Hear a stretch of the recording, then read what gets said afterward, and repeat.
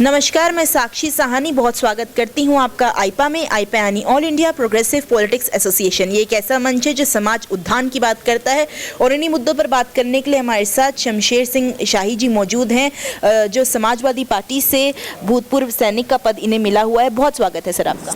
धन्यवाद मैडम आपका। मैं इस चैनल को भी धन्यवाद करना चाहता हूँ।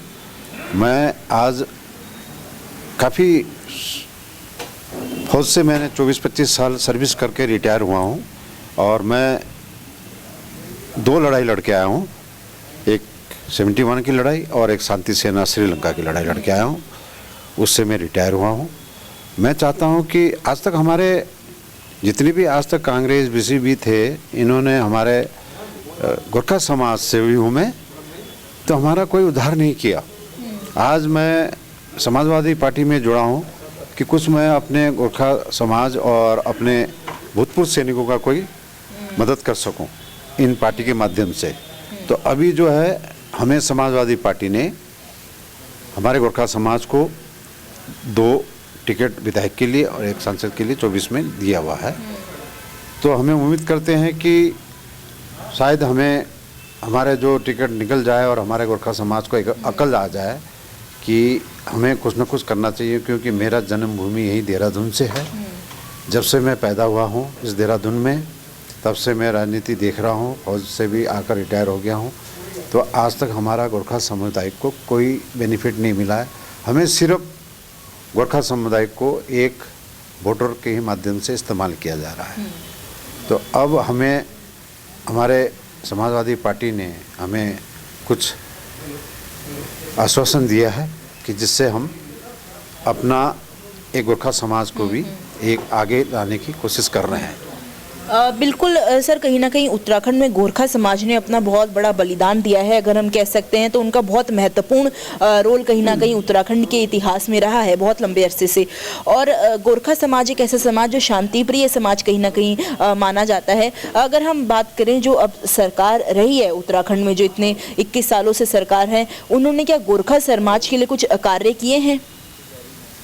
जी, ऐसा कुछ कार्य नहीं किया है जो गोरखा समाज को, कि जो आज तक किया होता तो वो आपको अभी ग्राउंड पे दिखाई देता है। कागज़ कार्रवाई में किया होगा वो हम नहीं जानते, लेकिन हम फौजी होने के नाते से हम ground to map to ground जानते हैं। तो ग्राउंड में ऐसा कोई गोरखा समाज के लिए ऐसा कोई कार्य नहीं किया जो इतने सालों से।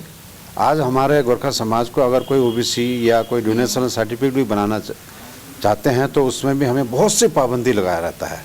तो उससे हम लोग के, हमारे बच्चों का और फ्यूचर बहुत ख़राब हो जाता है। आज जबकि हमारे समाज में गोरखा समाज एक पढ़े लिखे बच्चे भी हैं, लेकिन उनको उन्नति के लिए कोई राह हमारे पास नहीं दिखाई देता है। तो इसलिए हम वहीं तक की सिमट जाते हैं। इस कारण से आज मैंने समाजवादी पार्टी ज्वाइन किया है और यहाँ तक कि जबकि हमें समाजवादी पार्टी ने हमें गोरखा समाज को विधायक के लिए भी टिकट दिया है। हम बहुत शुक्रगुजार है और अच्छा है। हम कोशिश करेंगे कि हमारे कम से कम गोरखा समाज का कोई ना कोई बंदा जीत कर आए। जी भैया। बिल्कुल। और एक सवाल मेरा ये था कि अगर हम युवाओं की बात करते हैं, युवा पीढ़ी जो है किसी देश की, प्रदेश की रीढ़ की हड्डी कहा जाते हैं, तो अगर युवा पीढ़ी को नेतृत्व करने का मौका मिलता है, युवा पीढ़ी के कंधों पर जो है जिम्मेदारी दी जाती है, तो क्या लगता है कि युवा इसको बेहतरी से निकाल पाएंगे, निभा पाएंगे? देखिए, ऐसा है मैडम कि युवा पीढ़ी को आगे आना चाहिए। हर जाति का युवा को आगे आना चाहिए। उनको जहाँ से बेनिफिट मिल रहा है उस चीज़ में उनको ज्वाइन करना चाहिए। मैं तो यही कहता हूँ कि हमारे गोरखा समाज से और पंजाबी समाज से और हिंदू समाज से काफ़ी युवा बच्चे आज फौज में जाना चाहते हैं, फौज की नौकरी करना चाहते हैं, देश सेवा करना चाहते हैं। मगर उसमें भी कुछ ऐसा है कि सरकार ने जो एक हाइट का प्रॉब्लम रख दिया है।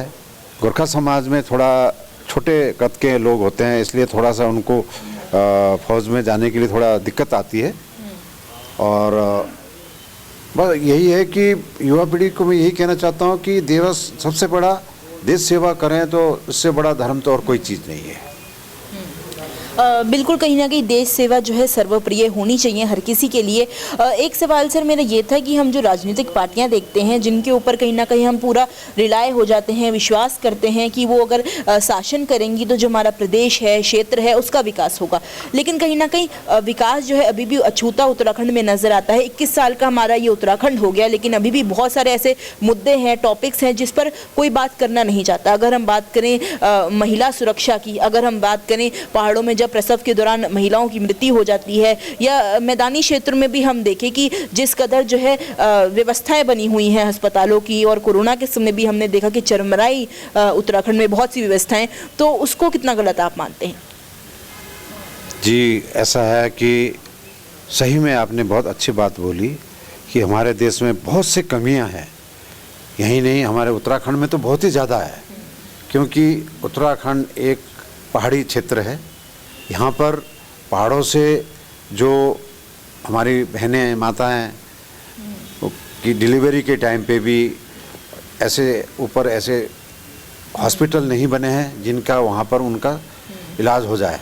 उसे पहाड़ों से नीचे देहरादून ही आना पड़ता है, फिर देहरादून से रेफ़र करके दिल्ली भेज दिया जाता है, उसे कहीं भेज दिया जाता है। तो ये बहुत से हमारे दिक्कतें हैं पहाड़ों के, जो हम लोग बसिंदा हैं, और इसी कारण से हमारे पहाड़ से लोग पलायन हो गए हैं। इसी कारण से क्योंकि हमें पहाड़ों में हमारे जैसे पहाड़ी भाइयों के लिए, चाहे वो गढ़वाली हो, चाहे गोरखा हो, चाहे कोई भी कास्ट हो, तो उनके लिए बहुत ही दिक्कत वाला सामना करना पड़ता है। तो हमारा शुरू से यही सरकार से नम्र विनती था कि पहाड़ों में भी ऐसे हॉस्पिटल बने, ऐसे कॉलेज बने। आज इतना बड़ा एक टिहरी डैम बना है जो वर्ल्ड में 2nd नंबर है, उसका भी हमने ये सुना था कि 10 साल के बाद उसका कर्ज ख़त्म हो जाएगा और उत्तराखंड बिजली मुक्त हो जाएगा। लेकिन आज 20 साल या 15 साल होने को हो गया है, लेकिन आज तक वो बिजली हमें मुक्त नहीं मिला है, बल्कि बिजली का इतना भाव यहाँ पर रेट बढ़ा दिया गया है कि 8 रुपया 9 रुपया यूनिट बढ़ा रखा है। इसलिए समझ में नहीं आता है कि कब ये उत्तराखंड का समस्या जो है सरकार समझेगी। बस यही कहना चाहता हूँ मैं तो। बिल्कुल कहीं ना कहीं बेहतरीन बात आपने कही है कि बहुत सारी ऐसी समस्याएं हैं। देखिए, उत्तराखंड एक ऐसा प्रदेश है जो हर किसी को बहुत सी चीज़ें देता है। उत्तराखंड से बिजली उत्पादन भी होता है, पेयजल की जो समस्याएं हैं उनका भी निवारण होता है, जैविक उत्पाद भी उत्तराखंड आपको देता है। उत्तराखंड में 4 जो हैं धार्मिक स्थल भी हैं जो वर्ल्ड फेमस हैं। बहुत सारी ऐसी चीज़ें हैं उत्तराखंड में जो गिनाए नहीं गिनती। एक आखिरी सवाल सर मेरा ये है कि आईपा द्वारा जो है ये प्रयास किया जाता है कि समाज के जो तमाम मुद्दे हैं उनको जो है समाज के बीच से ही निकालकर और समाज के आगे प्रस्तुत किया जाए, ताकि समाज जो है इन चीज़ों से जागरूक हो, और साथ में जो सरकार है, जो उत्तरदायित्व लोग हैं, उन तक जो है ये बातें पहुंचे जिनके कान में जो है जू भी नहीं रेंगती। तो इस प्रयास को आप किस तरीके से देखते हैं, और इस प्रयास के लिए अगर आपका कोई मार्गदर्शन आईपा को मिल जाए? देखिए मैडम, ये जो मैं कहना चाह रहा था, ये बात आपने बहुत अच्छी तरह से कह दिया, और बहुत ही बढ़िया बात कहा आपने कि वाकई में हमारा उत्तराखंड का कोई भी सरकार आती है, यहाँ का समस्या का समाधान नहीं होता है। तो आज हमारा उत्तराखंड बहुत बिछड़ चुका है, प्लान पे प्लान हो रहा है। धर्म स्थल है इधर, पर्यटन विभाग है इधर, यहाँ से हमारे जो बिजली का उत्पादन होता है वो हर देश में जा रहा है।